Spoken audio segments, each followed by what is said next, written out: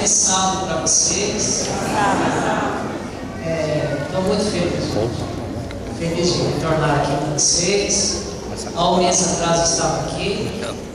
O nosso irmão Carlos nos convidou para vir agora nessa data.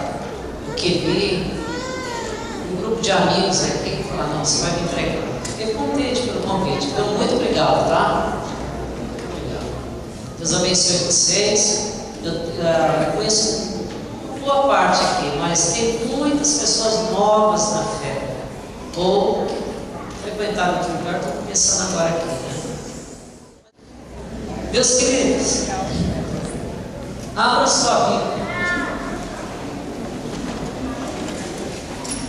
Livro de Marcos. Livro de Marcos, capítulo 2.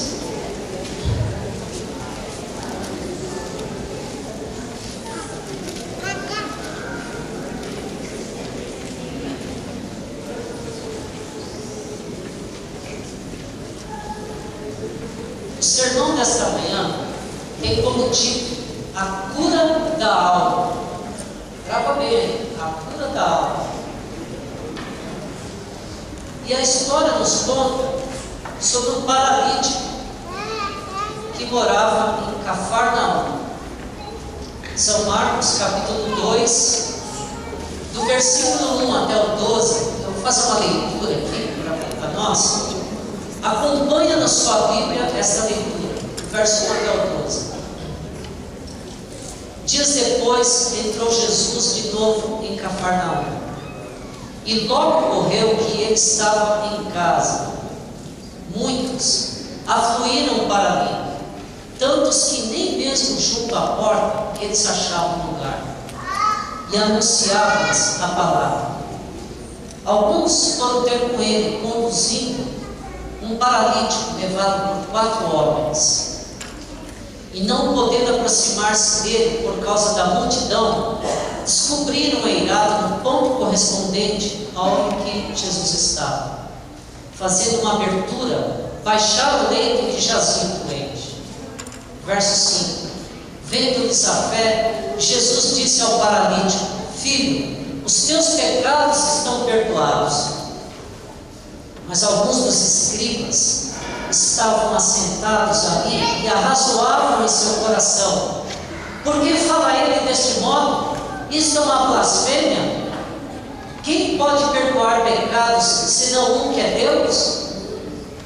Jesus, percebendo logo por seu espírito que eles assim arrazoavam, disse-lhes: por que arrazoais sobre estas coisas em vosso coração? Verso 9. Qual é mais fácil? Dizer ao paralítico: estão perdoados os teus pecados? Ou dizer: levanta-te, toma o teu leito e anda? Para que saibais que o Filho do Homem tem sobre a terra autoridade para perdoar os pecados, disse ao paralítico: eu te ordeno, levanta-te, toma o teu leito e vai para a tua casa. Então ele se levantou e no mesmo instante, tomando o leito, retirou-se à vista de todos, a ponto de se admirarem todos e darem glória a Deus, dizendo: jamais vimos coisa assim. Aqui nos conta a história de um homem.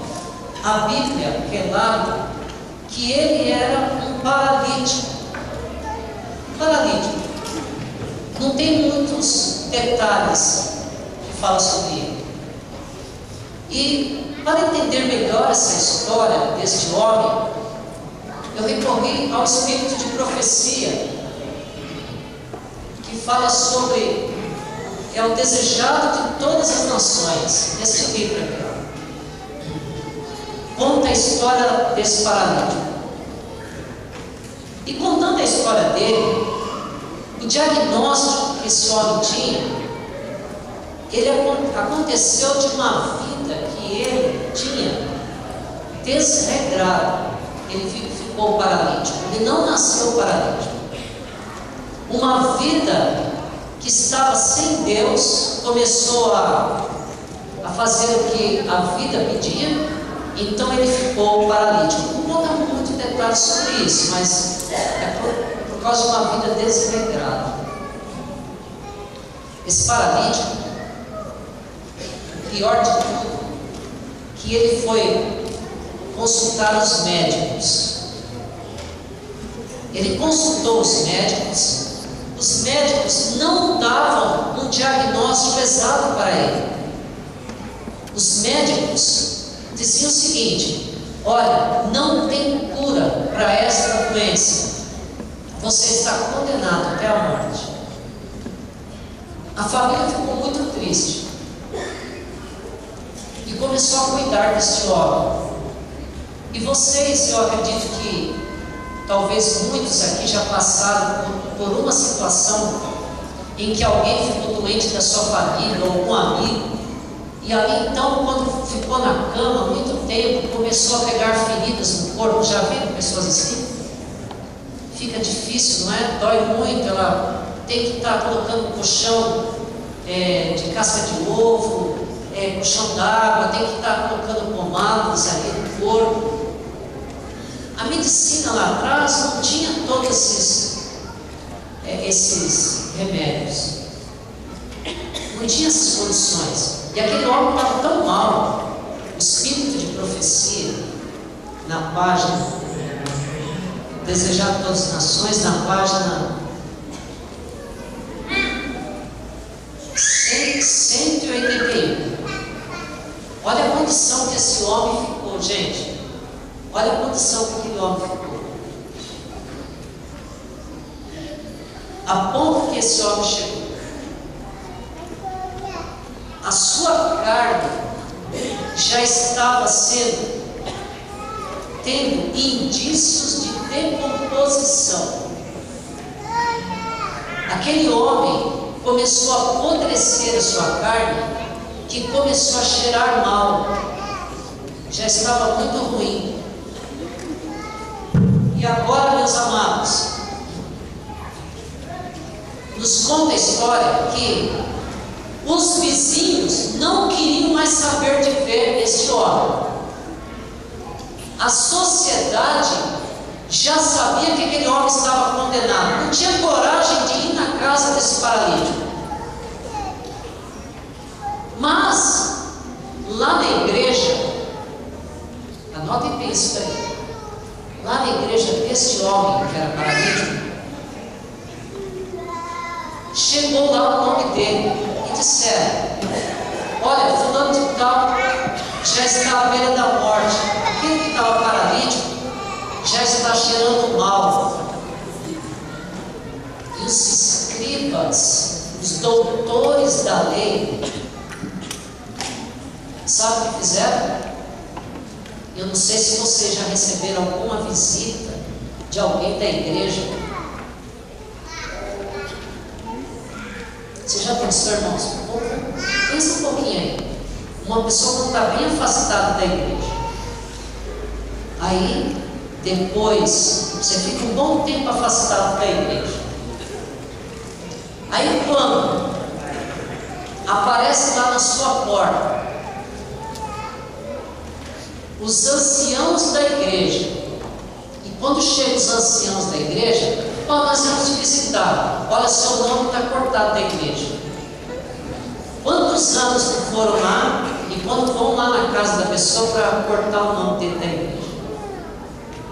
Imagina o que aconteceu com esse paralítico.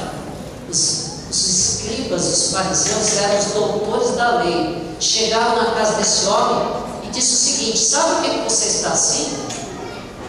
Por causa da sua vida, que você abandonou a Deus, uma vida desregrada, e você está recebendo o castigo de Deus, é por isso que você está assim. Foi isso que aquele homem ouviu, depois de tantos anos de sofrimento, depois de uma vida que ele levou sem Deus. Apareceram pessoas para jogar pedra naquele homem, e aquele homem estava ferido e abandonado. Ninguém mais queria saber dele. Por muito tempo, aquele paralítico apelou para os fariseus e para os doutores da lei. Por muito tempo. ele estava esperando um alívio, a ponto de, quando ele ficou naquela situação da beira da morte, de tanto ouvir que ele precisava era de Deus. Agora sabe o que aconteceu com ele? Ele já não queria mais ser curado, o seu físico. Agora nada mais importava para ele ser curado daquela doença. Para ele não precisava mais. Agora o que mais ele anelava, o maior desejo dele agora, era ser curado a sua alma, porque ele estava ferido, ele estava excluído da sociedade da igreja. Não importava mais para ele se ele morresse. Irmãos, o mais duro para uma vida humana é ele ser abandonado pelas pessoas, quem sabe até pela igreja, ele se sentir longe de Deus. É pior que qualquer doença nessa terra. E este paralítico começou a se sentir assim. Eu lembro, irmãos, quem sabe comentando aqui, não sei se tem pessoas da minha época, quando eu morava aqui. A irmã Júlia está por aqui. A irmã Júlia está. Nós, quando frequentávamos aqui, nós tínhamos um grupo de oração, um grupo de irmãos que saía de apartamento, prédio em prédio, para pregar o Evangelho. A irmã Júlia conhece uma senhora que mora na rua, não sei se mora ainda lá, Rua Silvio Barbini. Quem é que mora ali? Silvio Barbini. Tem gente aqui. Vou contar a história, não sei quem estava na nossa época ali. Mas o filho da irmã Júlia, que é o doutor, nós saímos para visitar as pessoas, para orar. E a irmã Júlia recebeu um recado de uma senhora lá da Rua Silvio Barbini, não lembro qual é o prédio, faz muitos anos isso. E nós fomos lá visitar um rapaz. O rapaz, ele era bem alto. Aliás, eu encontrei um rapaz alto aqui. Vem cá. Vem aqui. Gente, olha que disparate, olha. Isso é demais. Eu preciso, olha, eu vou crescer igual você lá no céu. E o rapaz era alto. Nós chegamos lá no prédio, aquela mãe disse o seguinte: olha, o meu filho, ele está muito doente. O meu filho está muito doente.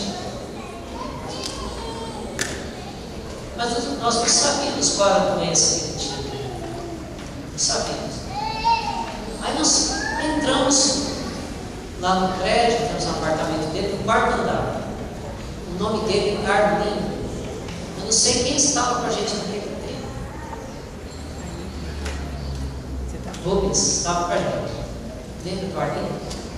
Esse rapaz, quando nós entramos ali no quarto dele, era um rapaz muito alto, ele estava deitado na sua cama. Ele não conseguia levantar. Os pais já tinham mais idade, para carregar ele para ir no banheiro era muito difícil, muito duro. Rapaz alto. Mas o que me chamou a atenção, quando a mãe, eu estou contando a história aqui para vocês, porque a mãe autorizou a contar. A mãe autorizou a contar aqui para vocês. A mãe dele disse o seguinte: o meu filho, ele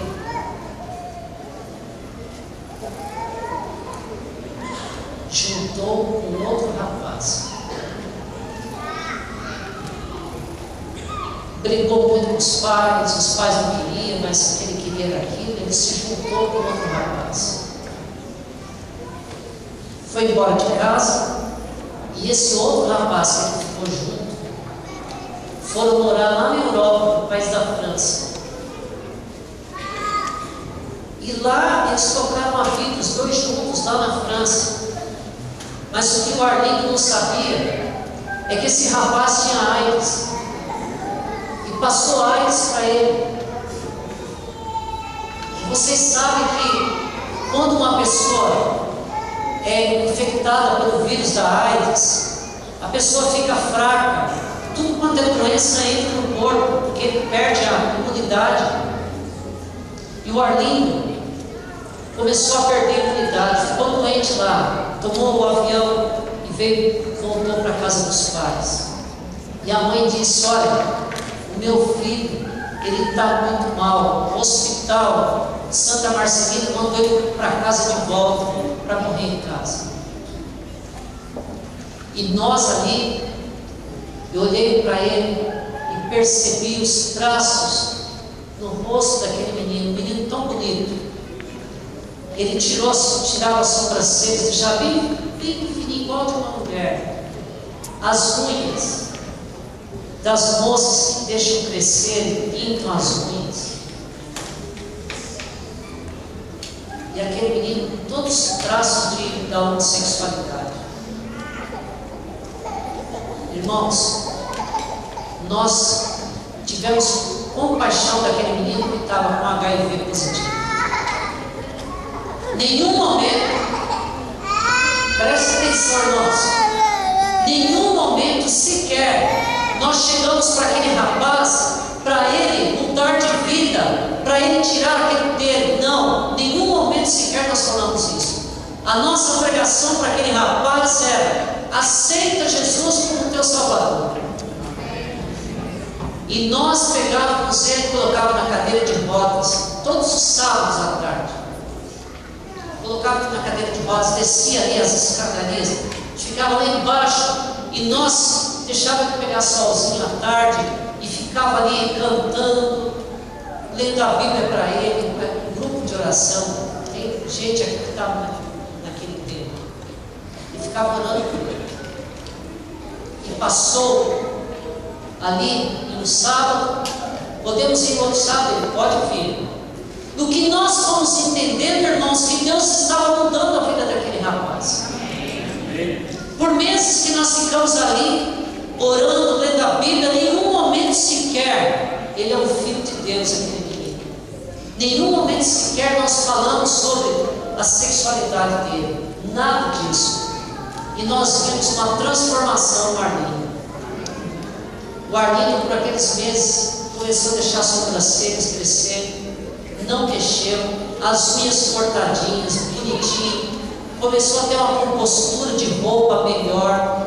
E ali então ele começou a cantar conosco hinos do Inário. O Arlindo agora começou a aceitar a Jesus. Aquele rapaz que nós chegamos no apartamento dele, sem esperança, sem Deus, doente, com o decreto de morte daquele rapaz, abandonado. Quando nós descíamos as escadarias, quando nós chegávamos lá embaixo do térreo, que a gente estava ali lendo a Bíblia com ele, tomando aquele solzinho, a gente olhava assim para o prédio, aquelas pessoas dos apartamentos, todo lá na janela, olhando nós ali, um grupo de irmãos com aquele rapaz. Por muito tempo aquele rapaz ficou dentro de um apartamento que quase não pegava sol, numa cama, nenhum dos vizinhos não queriam saber dele. Mas quem é cristão que estava ali, sabia e orava por ele. Mas quem não era de nenhuma igreja, não queria saber dele. E assim foi, passados os meses, o Arlindo começou a se ter uma compostura e disse assim, e ele pegou meningite, chegou a pegar meningite aquele rapaz. Ele estava muito bonito, o semblante dele bonito, ele estava ali radiando Jesus para as pessoas. Amém? Amém? Nós notamos uma diferença naquele rapaz. Ele ficava vibrando quando lia a Bíblia. E ali, passando os meses, como ele estava em processo da meningite, de algumas doenças que ele tinha que ser curado, ele não podia ficar no meio do grupo de pessoas. Mas tinha um grupo de oração que ia lá orar, sem medo. Passados os meses, ele falou assim: eu quero ir na tua igreja. Eu quero ir na tua igreja. aquele grupo de irmãos, nós ficamos todos felizes. Então, joia, sábado à tarde Arlindo, sábado que vem nós vamos ir com um carro aqui, coloca você no carro e nós vamos para a igreja de manhã. Você vai gostar de estar na igreja. Os médicos já tinham falado, olha, está melhor, ele pode estar no meio das pessoas, está melhor. Então, Arlindo, vamos lá.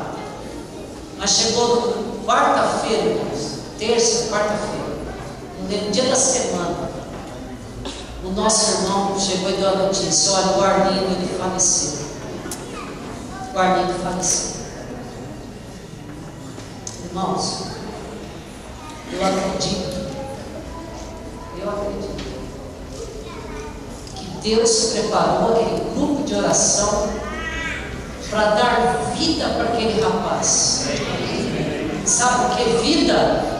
Porque ele está descansando, mas no dia da volta de Jesus, no dia da ressurreição dele, ele vai poder abraçar Jesus. Amém. Glória a Deus por isso. Irmãos, não há coisa melhor, não existe coisa melhor do que nós andarmos com Jesus. Não existe. Vejam aí o que foi falado. Jesus falou aqui, capítulo 2 de Marcos, no versículo 3 e 4. Olha o versículo 3 e 4. Alguns foram ter com ele, conduzido por um paralítico levado por 4 homens. 4 homens tiveram compaixão desse paralítico.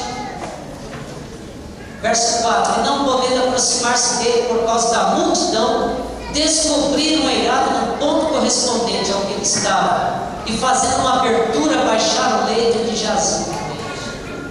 Vocês estão vendo, irmãos?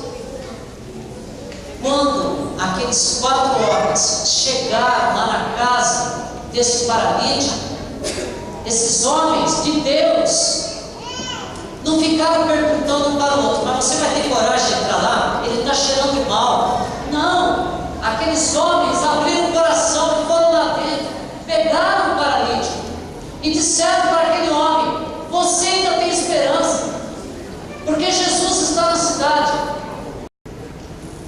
Jesus chegou aqui na cidade, está lá na casa de Pedro. E aquele homem reacendeu, disse assim: se eu pudesse ver Jesus, você vai ver Jesus. Aqueles homens pegaram, colocaram numa maca e levaram até a casa. Chegando lá, estava lotado, não tinha por onde entrar. Mas o paralítico, por sugestão dele, disse: me sobe pelo telhado, eu quero ver Jesus. Hoje eu vou ver Jesus. A fé daquele homem. Hoje eu quero ver Jesus. Amados, como esse paralítico, como aquele homem leproso, o cego de Jericó, a mulher de fluxo de sangue, e quantos mais, eles foram até Jesus. Não esperaram. Não esperaram. Não esperaram, irmãos. E eu penso, hoje existem milhares de pessoas que estão apelando para Cristo uma cura da alma. Eles querem o perdão de Deus. Quantos estão assim hoje, com depressão, triste, choram, porque não encontraram ainda a felicidade, mas a felicidade só há em Cristo Jesus, não há outro. Tem umas 2 semanas e meia, 2 semanas atrás agora, nós fomos fazer uma visita para uma família. Chegando numa rua ali de onde eu moro, ali em Tucurugueira, quando chegamos ali naquela visita, vamos entrar numa casa, do outro lado da rua, a gente escutava aqueles gritos, sabe, irmãos? Parecia um lobo, uma pessoa, uma pessoa gritando, parecia um lobo, e gemia e gritava. E eu entrei para casa, que estava lá gritando, mas alguma coisa está acontecendo lá, fiquei quieto. Quando eu entrei na outra casa, foram me chamar, a esposa de um senhor lá, disse para nós: vocês são crentes? Ó, olha aí. A moça saiu desesperada de dentro da casa, saiu do outro lado da rua, e lá do outro lado da rua tem os irmãos adventistas. Vocês são crentes? O meu esposo lá dentro, ele está rolando no chão, está gritando, está quebrando tudo. Pelo amor de Deus, vai orar por ele. Vocês são crentes, vai orar por ele. Foram lá dentro, me pegaram e falaram assim: ó, vamos lá orar com a gente lá, vamos lá. Chegando lá dentro da casa dessa mulher, nós vimos o esposo dela rolando no chão, rolava no chão e gritava que nem um lobo. E a esposa dele chorava, o filho chorava, e ela disse: quando ele fica desse jeito, é quando ele bebe. E ele foi numa igreja lá, e agora ele não pode beber, porque se ele bebe, o demônio pega ele. O pastor de lá disse que o demônio ia pegar ele, pegou ele. Agora não consegue mais sair esse demônio. E ele dava aqueles gritos, os dentes, aqueles dentes abertos, e os irmãos assustados, e nós começamos a dar as mãos e começamos a orar para aquele homem. O homem bateu a cabeça, rolava no chão, quebrava tudo. E eu dizia aos irmãos: não sai daqui, fica todo mundo quieto e ora, vamos orar. E demorava, demorou. Aquilo dava uma angústia, e ele gritava. E saiu uma voz dele bem grossa, saiu uma voz daquele homem dizendo assim: vai chamar o pastor fulano de tal. Aí a esposa falou para o menino: busca lá o pastor, porque o demônio não quer sair. Irmãos, eu me senti ali um pó desgraçado, me senti mal. Quando ela disse, não era por mim, eu sabia que eu sou um pecador, mas aquilo foi uma ousadia. Nós estávamos com um grupo de irmãos adventistas. Quando ela disse: vai chamar o pastor, porque o homem disse: chama o pastor tal. Aquilo não aguentou.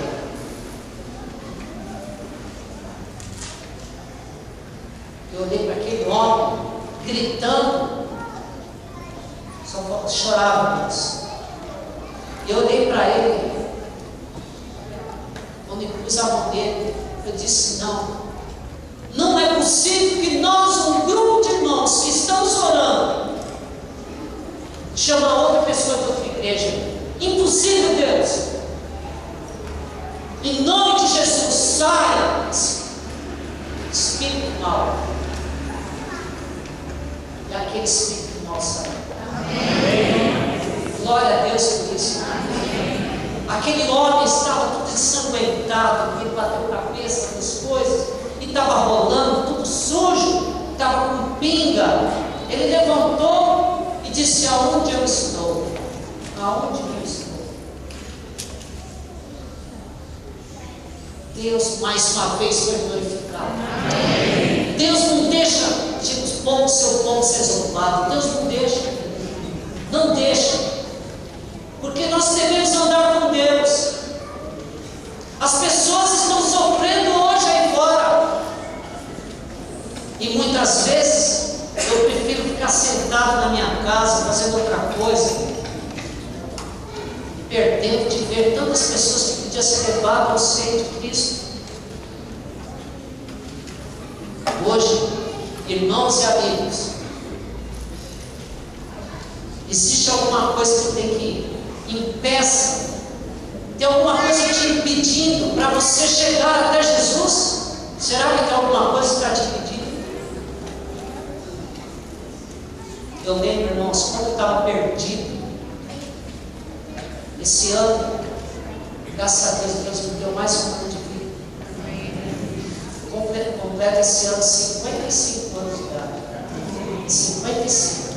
Mas eu lembro, irmãos, quando eu tinha 16, 17, 18, 19, 20. Que vida difícil, irmãos. Que vida difícil sem Jesus. Minha mãe chorava dia e noite de ver os filhos fora da igreja. Não queria saber de Jesus. Na minha cabeça eu queria foco do mundo. E um dia, 18 para 19 anos, longe de Jesus, fora da igreja, eu disse: eu vou ser roqueiro. Vai, roqueiro. Você é roqueiro. Olha a minha cabeça, gente. Uma pessoa que não está longe de Jesus. Já estou imaginando o roqueiro aqui. Eu falei: eu vou ser roqueiro. Não adianta. Minha mãe falou: mas que história é essa? Eu já oro por você. Você já está batendo cabeça. Agora você quer ser roqueiro? Você é roqueiro. Aqui tem lá onde eu moro não tem isso. Sabe aqueles hippie que vende aquelas coisas no chão? Cheguei lá no hippie, lá em São Miguel Paulista. Eu morava em São Miguel Paulista. Aqui. Aí cheguei pro rapaz: eu quero esse bracelete aí. Aí coloquei o bracelete. Opa, falei: legal. Aí coloquei uma correntinha aqui. Aí tem uma corrente aqui, né?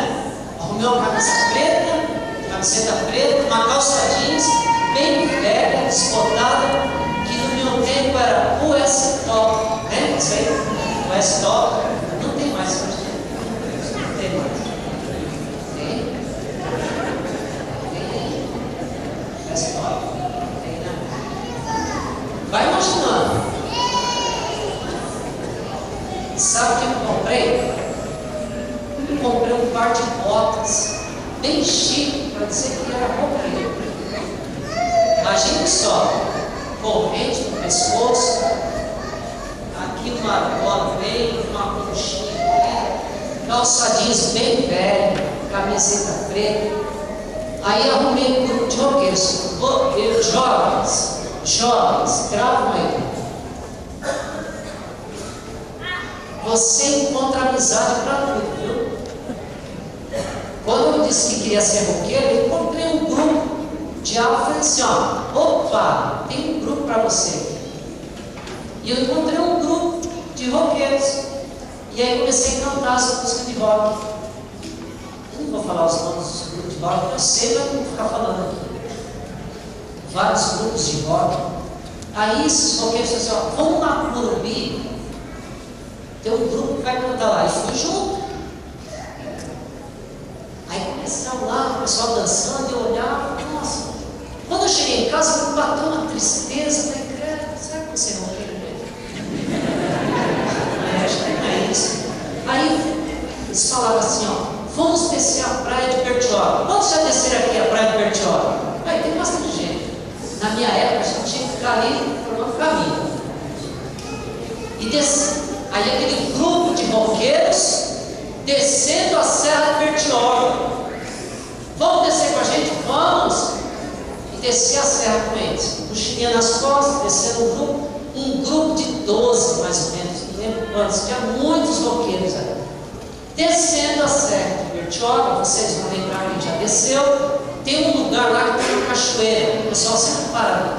Chegamos na cachoeira.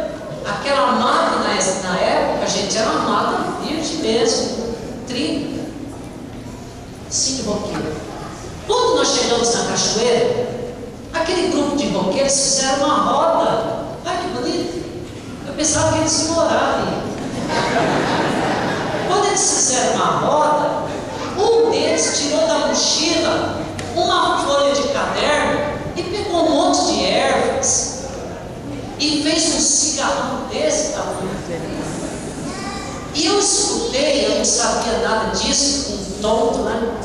Eu escutei assim: vamos fumar um baseado. Eu não sabia nem o que era isso. Baseado, o que é isso?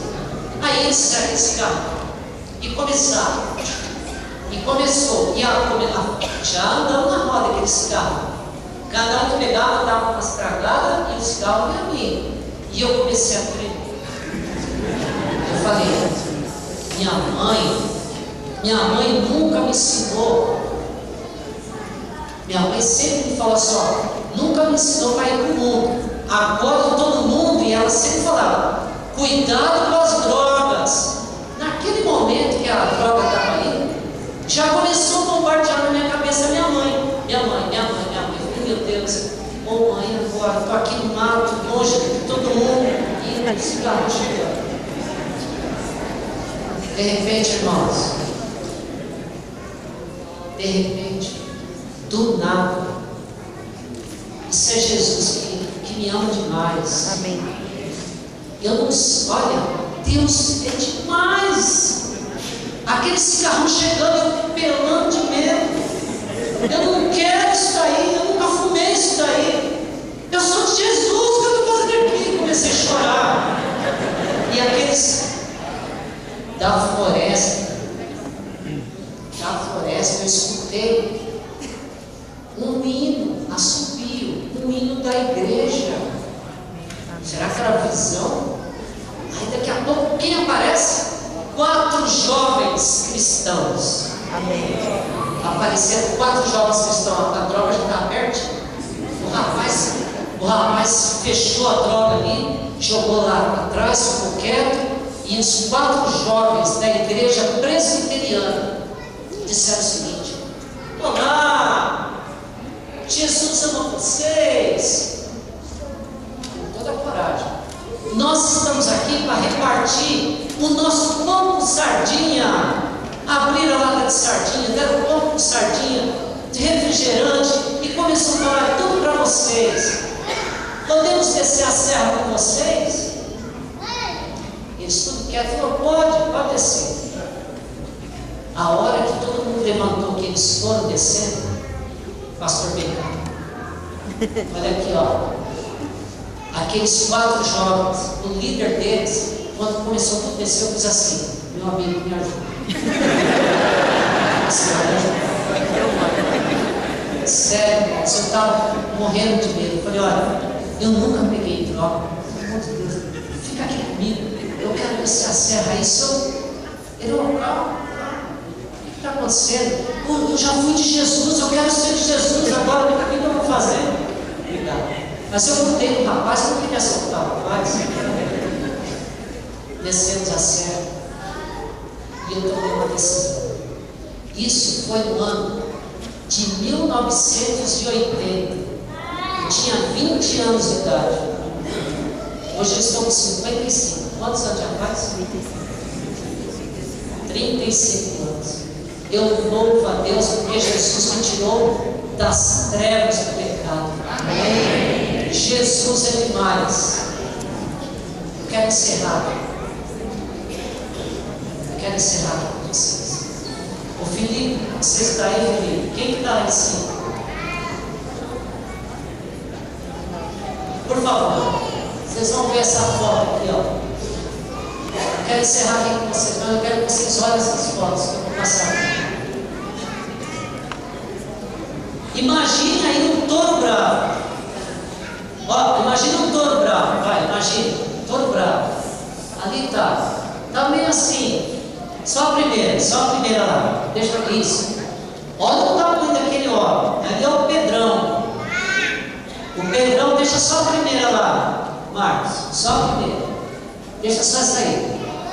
Pedrão, esse rapaz aí, ele já foi da igreja. Sabe por que ele foi da igreja? Ele falou. Porque ele queria casar com a esposa dele. Eu quis casar com a minha mulher, ela falou que eu tinha que ser da igreja, então eu batizei na igreja.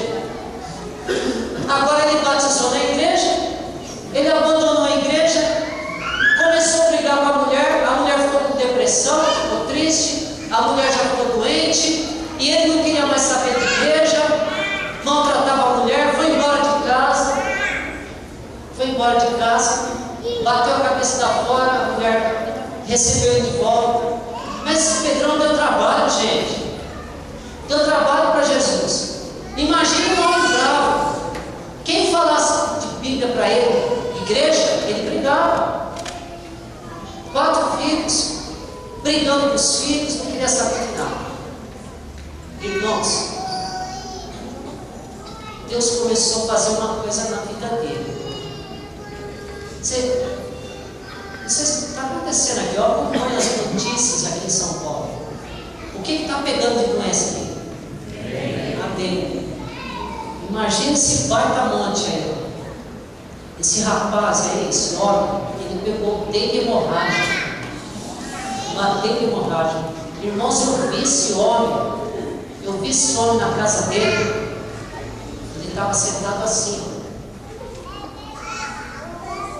A esposa, os filhos, tinha que carregar. Imagina um monte desse aí, tinha que carregar ele. E quando sentava assim, ó. E ficava assim, a dengue hemorrágica, dava dor em toda a articulação. E ele ficava assim, gemendo de dor. A esposa dando banho nele. Eu presenciei isso, fui visitar o Pedro. A esposa dando banho nele. Os filhos cuidando dele, passando pomadinha no corpo para aliviar a dor do Pedro. O Pedro não estava aguentando de dor. O médico disse: olha, só por Deus que ele vai viver, porque tem hemorragia, não tem cura. Só por milagre. O Pedro recebeu um tratamento tão lindo da mulher. A mulher cuidava dele como que fosse o homem mais feliz da vida dela. Um homem que chutou ela, que brigou com ela, que bateu nela, que não foi embora de casa. E a mãe, a mulher, pegou aquele homem e começou a cuidar dele. Ia para a Unicamp, voltava da Unicamp, ia para a Unicamp, voltava. Aquele homem começou a ver o amor da sua esposa e de seus filhos. Aquele homem, ele viu quanto amor a família tinha por ele. Quanto amor. Olha o resultado que deu. Passa lá. Olha o resultado. O resultado foi, ele não aguentou mais. Foi lá. Ele não aguentou seu coração e disse: eu quero ser de Jesus. Amém? Amém. Esse homem foi batizado, irmãos. Está cantando no coral da nossa igreja. Olha a família. Põe a outra foto. Olha lá o pastor o Charles, pastor Luiz Charles. Ali está a família toda, eu e a Marta com eles ali. Que lindo, irmãos. Aqui eu quero mostrar para vocês. Vocês sabem, irmãos, uma família que nunca desistiu de ir para a igreja. Está ali, ó. Aqui está o Pedrão. Aqui está a Yasmin, que é a filha dele. Aqui está a sua mulher, a Eli, o Diabão, o menino. E aqui, deixa eu ver mais. Aqui, ó, essas duas moças são gêmeas. Os filhos estão na igreja. É culto de quarta, é culto de domingo, é culto de sábado, é culto e eles estão lá. JA, os filhos estão lá, nunca desistiram. E hoje, olha que família bonita, irmãos. Amém? Amém. Porque não desistiram. Nós vamos cantar a última música. Nós vamos cantar a última música. Um grupo. Não há o que temer. Vocês gostam dessa música? Vamos cantar com bastante força, irmãos. Vamos cantar? Eu quero que vocês cantem, mas com vontade. Não há o que temer, né? Vamos cantar para a honra e glória de Deus.